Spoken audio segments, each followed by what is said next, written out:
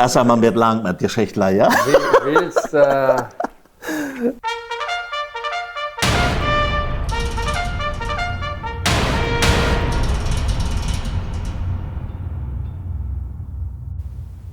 Vandaag zit je met Alfred T. Giesbrecht. Dankzij Onkel Giesbrecht dat we dit hier mogen hebben. Ook dankzij voor de aanlouding en alle Geschichten vertalen van allemaal, ja? Dat je het krijgt vandaag aan Geschichte, niet aan een persoon. Dat je het einfach aan de Geschichte van dem Chaco-Kirch, de aansiedlung van onze Mennoniten. Ja, hij kan je daarover vertellen. Alfred, als onze Mennoniten herkomen, oder vorher die Inspektion, wäre dann hier im Chaco all Stützpunkte Militär irgendwo? Als an 1921 die Delegate herkamen, also wir die Chaco-Verteidigung praktisch bloß für den Paraguay floss. Also Villa Ayes und dann Puerto Casado, Puerto Pinasco sind einzelne Puertos, also Wasserhäfen, wo der Hohe war dann aus Stützpunkte gewähren. Aber an dem Bosch, wie nicht? So in dem Bosch war richtig erst die Gründung, der Stützpunktgründung von Paraguayischer Seite. Anfang wir da mal von der 23 wieder, wo dann zum Beispiel Nava an der 25 gegründet wird. Aber so hier, wo wir als Minister ansiedelten, wäre dann nach keiner Stützpunkt. Warum gründen die dann die Stützpunkte an? Hatte die was gehört, dass Bolivien kommen will? Oder? Naja, also hatte ja in 1921 das Gesetz 514 gekriegt von der paraguayischen Regierung, was uns die Befreiung vom Militärdienst aus Gewissensgründen verspricht hat. Infolgedessen wir kamen dort auch in der Weltöffentlichkeit und so ist die Beja findest nach Berichten erst ab 1923 so eine große Bewegung von beiden Seiten, Erkundung des Chacos. Paraguay hat ja mit der Unterstützung von dem russischen Offizier Berliuf, wo Estigarribia dann all unter 23 so Einmärsche mög im Chaco, zum seine Wurzel, dass ich Fortines gründe, ja, also Stützpunkte gründen konnte. Und so richtig erst der erste Stützpunkt, Isla Poí, Boquerón, Toledo, Corrales, der war dann 27 erst gegründet, aus unser allen Puerto Casado wäre, ja. Also eigentlich zum Schutz vor Angst. Naja, das ging, sie hatten ja das ein Gebiet fair, was sie da verteilen wurde, und Menos, was sie verkaufen wurde. Und sie kamen ja an der 26 im Dezember an, und dann wird noch kein Land verteilt. Und erst im April 1928, was der erst nennen konnte, wo das Land dann klar war, wo sie die Darbe anleihen konnte. Bei die ein Jahr, was sie warten musste, also 16 Monate in Puerto Casado. Infolgedessen in der Zeit wäre hier dann all gezielt Stützpunkte gegründet worden. Mit dem Schluss folgt man auch, dass das zum Schutz für die Mennoniten wäre. Ja. Wo groß kann ich mir einen Stützpunkt vorstellen? 10 Menschen? 20? Allgemein wie ein Stützpunkt ein Ort, wo Boschraum wir, wo Wutter wir, also über längere Zeit Wutter wir, weil es dort die Sicherstellung von der Überlebung wir. Und allgemein Tieren waren nicht gerade, aber dann konnte dort ich 100 kommen am Anfang, ja. Aber 100, dann wäre es all ziemlich große Stützpunkte. Und dann irgendwann kam Bolivien näher. Wisten die dat daar ook water zo en willen die dat eroberen? Bolivien wist al, also zij sagen, je wilt zij Zugang zum Meer im Pazifischen Ozean 1879 verloren hadden. En folgedessen kein Meereszugang hadden, wir verend klar de Paraguay-Fluss. En dort bei die dann, aber dort Land wat Paraguay in Argentinien 1878 sich geeinigt hatte, dort nur Nodahan vom Rio Pilcomayo Paraguay gehört, durch den Richterursprung von Rutherford Ayes, das Departement Präsident der Ayes, wird dann ans Teuer gesprochen wird. Und ab dort fangen sie an, dann zu reklamieren, dass dort ihr Land wäre. Also 1879, 1891, 1903, so immer war da, wo sie dann anklagen mögen, wo sie dann wollen ein Urteil gesprochen haben und das niemals eine Regelung kam. Ja. In Folge dessen fangen sie dann ab 23 ganz gezielt Stützpunkte zu gründen und käme Bad General Diaz für uns, für entweder Munoz, Saavedra, was sie dann so all in Paraguay-Flaus haben gründet, das für uns Avalo Sanchez von der nach in Paraguay, die dann diejenigen sieht, also nach Nava, wo sie sich dann festsahen. Ja. Aber das wird dann, als die Männer hier wären, dann fängt das erst richtig an, dass die dich dabei kommen. Diese Stützpunkte, das Isla Poí, in Boquerón, Toledo, Corrales und Trébol wären alles Stützpunkte, wo die Mennoniten dann all in Puerto Casado wären und dann all hier ansiedeln wollen. Ja. Also dann fangen die an, diese Stützpunkte zu gründen. In Bolivien hat dann aber ein paar Stützpunkte eingenommen. Naja, dat wir, sie hadden de boven de grote lagune gevangen, Pitiantuta, de Paraguayer, en de Bolivianer ook doorop, en als dan also die Flugzeugkundschaften hadden zij van boven een grote lagune gezien, en dat wir versprechen, wat door worden zij de Militär ook brengen. De Bolivianer? De Bolivianer. Okay. En als ze aankomen, is er een Paraguayer Stützpunkt. En Ja. die Feiermannen, wat dat bewirkte, also die werden dann überfallen und die flüchten dann. Und bad 160 Kilometer an Feier der, wird dann bad durch in Casanillo ankommen. Da hat die Estigarribia dann all einen Stützpunkt von, wo es sei dann Stützpunkte gründen wollen. Ja.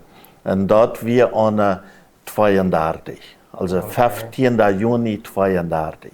Wo die Bolivianer den Stützpunkt dann annehmen.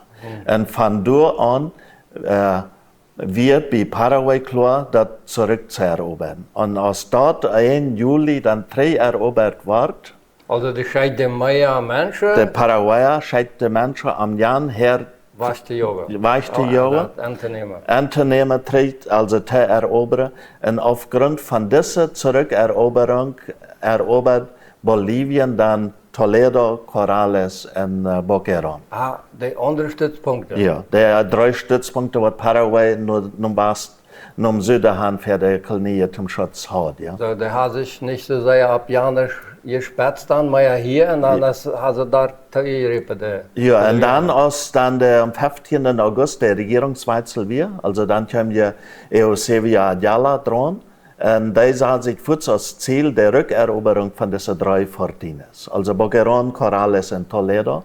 Und dort wir dann am 9. September, also wo Paraguay dann den Anfang mögt, also der Rückeroberung. Und einzelne sagen, also der Chaco-Kriegsanfang erst am 15. Juni, für mich ist das, weil es dann Bolivien angefangen hat, sagt man.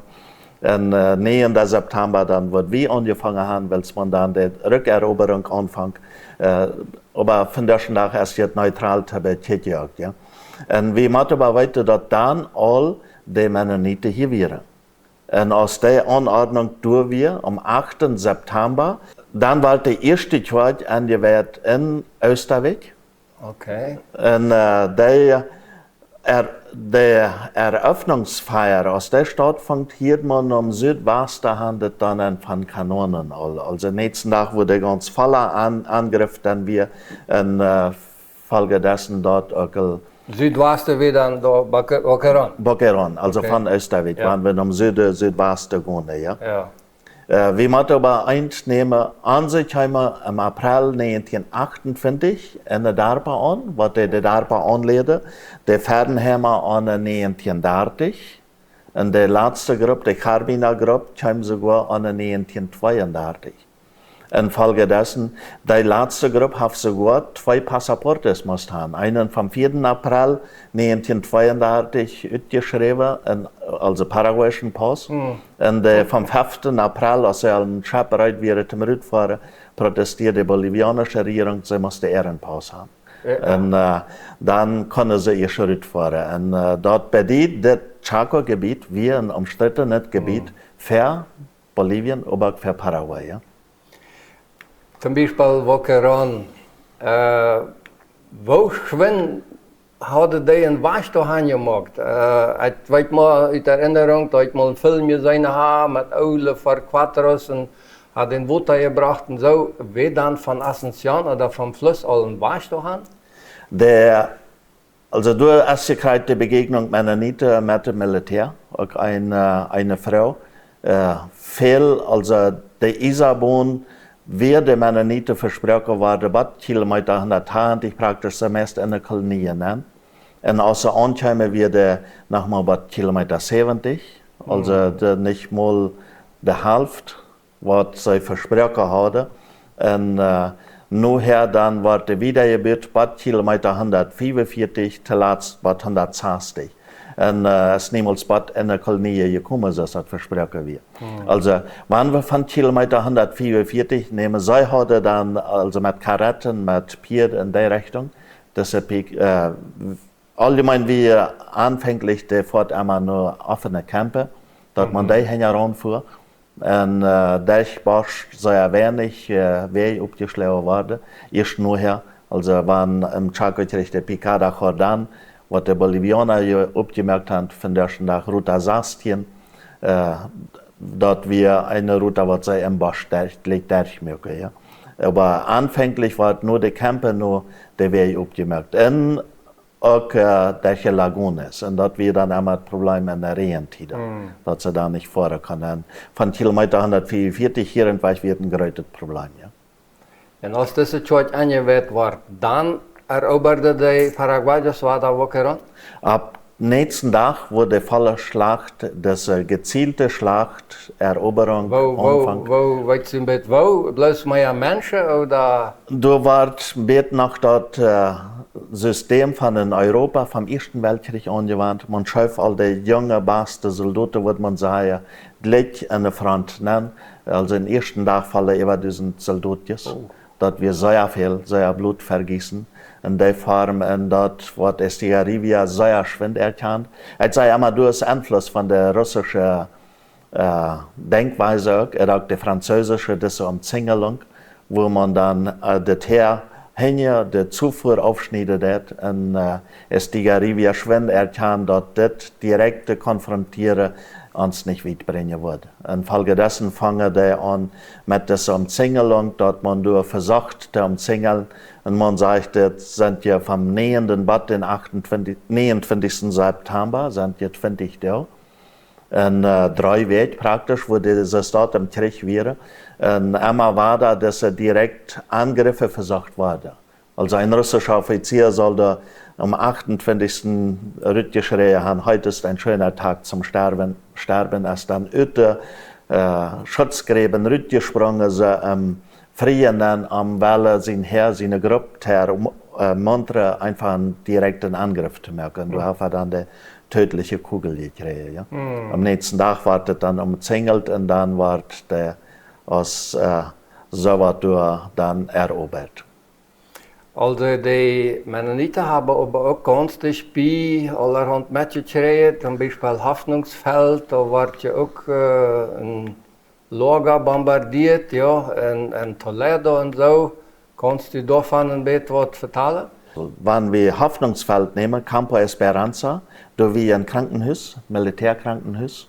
Dort wird in der Zeit bombardiert, also wir ja all in der Darba, aber Minister wäre da in der Zone, wo du auch ein von den ersten da non-gefahren sind zum Helfen, von der Verletzten, wo durch die Bombardierung passiert. Hier in Isla Poí auch, wo das bolivianische Militär dann angegriffen hat, wo man der Kranke dann schön rübergebracht hat, so weit als möglich.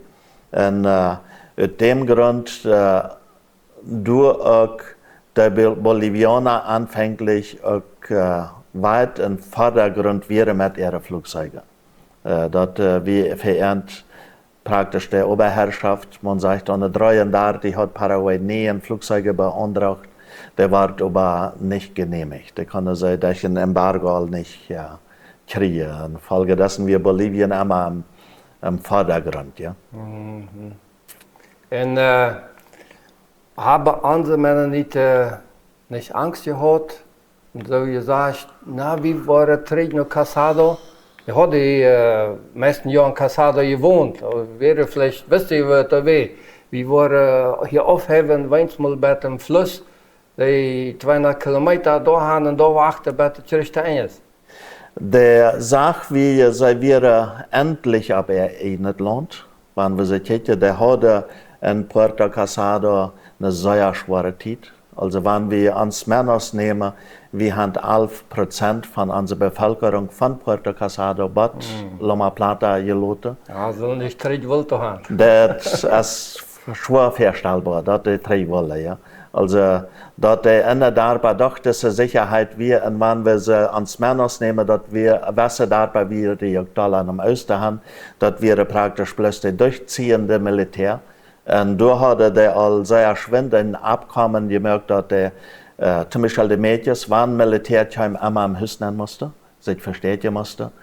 Viel hat er gesagt, dass der Indianer versteht, weil der Indianer auch ein Volk wie wird praktisch für Bäder, Spioniere, Leute. Aber für die Mädchen wird dort immer eine Sicherheitsmaßnahme. Wir weiter von einem Fall, ein Todesfall von einem Vater, wo durch ein Mädchen dort, man sagt, nicht bloß durch er verursacht, aber doch durch den Zwischenfall, wo einer dann tödlich getroffen wird, ein Minister. Ich war aber auch dann halt sehr gebeten und sehr gehofft, dass die Kirche nicht ganz bald da kommt. Naja, die Regierung, der früh einmal all an, der Aden an, nicht Abend Frau, sondern Aden an, dass er sich treten sollen, weil es da doch sehr strüff in Boquerón. Und dann der Siedlung. Die Frage andere Mennoniten an? Ja, dass er evakuiert werden soll. Und die aber ganz klar hat, sie wollen nicht, sie wollen bleiben. Und Gebetsstund organisiert haben. Eine argentinische Schrift, so war, dass er weinend und flehend am Fried werde und dort bleiben können. Ja. Also dort durch in der Form der Minister sehr besorgt wäre, dort doch war der Fried kommen soll. Und hatte er eine direkte Begegnung mit Ernst, wenn wir einmal so nehmen, alle Produkte von der paraguayischen Regierung der Anordnung, was sie produzieren, können sie direkt am Militär verkaufen. Also nichttus auf den Hof, sondern in Isla Poi, so Aufnahmestellen, wo sie die Hand brachte. Und dort haben sie sehr ausgenutzt. Haben sie sehr ausgenutzt, dass wir ihr erstes Geld. Wirklich ihr erstes Geld, wenn sie ihre Mandioca, ihre Siska, ihre Böse, Heina und all das, was Hof tus dann angeplant wird, auch verkaufen können. Ja. Und dort durch ganz besonders für dort auch eine Erleichterung wird, der Meut wie für der, ja. Wann ist es dann gewesen, dass die dann gesagt haben, nu ist Schluss, die Grenze ist hier, die Grenze ist da, Paraguay und Bolivien, hat er da irgendwann mal einbringen? Man will ja dort an 1932 nur den Boquerón-Krieg, also der Auseinandersetzung von der Eroberung von dort durchklarlegen, jäuf über keine Verhandlungen. Dann an 1933, wie das Zentrum in Nanava, man sagt, dort hat Paraguay 25.000 Menschen im Einsatz durch, dort wie eine lange Front, wo man dann 1. Dezember, am 11. Dezember dann Campo Villa annehmen kann. Und da dachte man, nu wird der Schlag da sein. Da wären 7.500 Gefangene. Da möchte man einen 50-Tages Waffenstillstand in der Hoffnung. Nu wird man verhandelt können. Infolgedessen deute der Blasboa in El Carmen, Bolivian, da vorbereiten, einen ganzen Stützpunkt vorbereiten. Und an 34 haben da dort eine Auseinandersetzung, wo sie dann El Carmen eroberte. Und dann ging es nach Villamontes. Und da waren die Bolivianer mit einmal erneuert am unser Erdeilbarungs. Was eigentlich ein von den Gründen wäre. Und dann die ganze Festsetzung von Villamontes wir, wo sie auch noch versuchte, aber nicht durchkamen. Und 1935 dann die letzte Schlacht in Ingavi wir, also im Juni, wo dann das Friedensvertrag auch erzwungen worden kann praktisch. Ja. Am 12. Juni wurde das Protokoll dann für den Friedensvertrag unterschrieben wird in Buenos Aires dann. Und am 14. Juni dann eine Fronte mit den Papierenverteilung über Flugzeuge, was das verteilt wurde. Und dort wird dann die große Hoffnung auf Frieden, wird man das festhalten können. Aber erst am 21. Juli 1938, also über 3 Jahre später, hat man dann endgültig den Friedensvertrag mit den Grenzpunkten gemacht. Und der wird dann erst an 41, 42 der ITOS gesagt wird, und nur an 2009 noch einmal ganz bestätigt wird, und ja, die 2 Regierungen, Morales und Lugo, noch einmal fast bestätigt wird. Ja. So, andere Mennoniten kregen dat dan ook irgendwann met en hadden wel sich dann sehr gefreut. Die Mennoniten haben sich sehr gefreut und Dankesgottesdienste gehabt dafür, dass das Friedensprotokoll entstanden wird. Die Regierung wird uns immer gegenüber sehr freundlich, sehr beschützend und auch sehr aufnahmend. Also der hat sich die ganze Zeit in der Richtung bewiesen, dass sie uns wollen und dass sie uns eingeladen haben. Also das ist nur nicht eine Bitte, dass der Minister durch eine Last wäre, sondern die wären immer willkommen und sie versucht der Bastet, um die zu schützen und diese Sicherheit zu geben. Die Stützpunkte sind ja dann nachher geblieben mit Militär und so. Und andere haben ja dann auch viel von dort verschiedene Autos, Jeeps, haben die dann allerhand sich gebüht. Ich glaube, die haben viel auch geschachert nachher. So, dort ist, glaube ich, auch ein guter Grund, dass sie ihre Wagen und Bagage machen, ja? Na, das war das beste ISA, was sie hatten. Also da war Kriegsmaterial in Flug und Kultivator umgewandelt, also sehr viel Kriegsmaterial in Ackerbaugeräte umgewandelt. Ein Problem war aber mit den Waffen, also was alle Stützpunkte geblieben wären und was gefangen wurde und was irgendwo durch die Indianer auch und dann an andere Menschen verkauft wurde. Also dort haben die aufgeben mussten auf einen Antrag von der Regierung, dass sie dort wollen. Mir fällt doch immer ab, dass sehr wenig Kriegsmaterial, also Waffen aus so was, und ja andere Menschen von der Zeit nach ist. Also in Pferdenhemd wird das praktisch eine Anordnung, das Gesetz sei dort, dass er die freigeben musste. Also aufgeben sollen und die meisten dort auch befolgt haben. Ja. Hast du vielleicht irgendwo gelesen oder gehört, dass andere Mennoniten in der Zeit auch haben versucht, meist gesagt, das Militär zu evangelisieren? In dem Moment, während dem Chaco-Krieg, nicht so sehr nur halt nur nicht gelesen, dass dort ein von den Zielen wird, dass du als eine Evangelisation nennen. Wie weit ihr bei Indianer wir dort an der 32, wo das anfängt, nochmal, und Chaco kriegt eine Unterbrechung, und nachher, also der rechte Evangelisation ist ziemlich Luther angerannt und ja nur die Latinos haben, ja. Indianer wie ja von der 36 wieder, viel Dollar, aber nur die Latinos haben wird weniger. Alfred, du hast viel Verdreh, viel die mit das Thema beschäftigt. Was würdest du da in Verbindung bringen mit der Bibel und mit Gott, mit dem Glauben? Kannst du da was rücknehmen? Ich nehme immer war da Jeremia 29, Vers 11, also wo das ganz halt Klarheit, ich habe Gedanken des Friedens mit euch, nicht des Unfriedens oder des Krieges, wo das ganz Klarheit, dass Gott das Wohl von seinen Nachfolgern will. Und hier eine Gruppe nennt ihn, was ganz bewusst die Friedensbotschafter wäre.